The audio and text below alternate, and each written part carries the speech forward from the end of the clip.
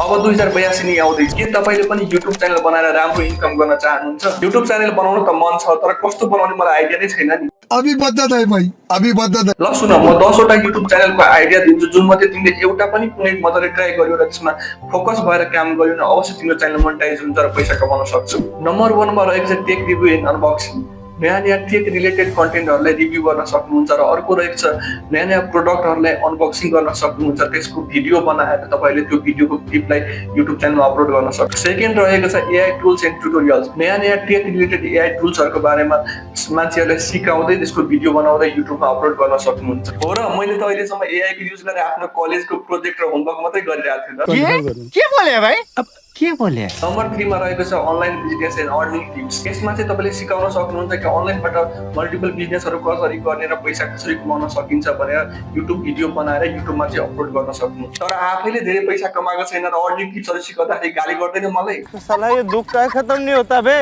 Number 4 मा रहेको छ Nepali food and cooking channel. ल यसको मतलब त नेपाली फुड मोमो चाउमिनहरु बनाउँदै मैले यसको चाहिँ भिडियो पनि बनाउन सक्छु, युट्युबमा हाल्न सक्छु है।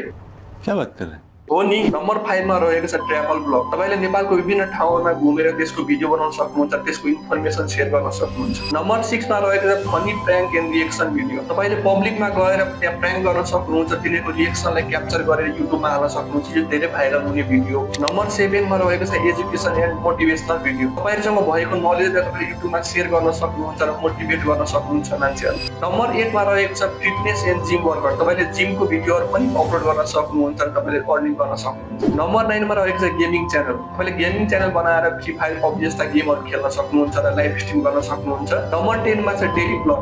तपाईले दिनभरिमा के गर्नुभयो त्यो कुरालाई क्यामेरामा रेकर्ड गरेर युट्युबमा अपलोड गर्न सक्नुहुन्छ। तर म त दिनभरि सुत्छु, मेरो भिडियो चाहिँ कसले हेर्छ?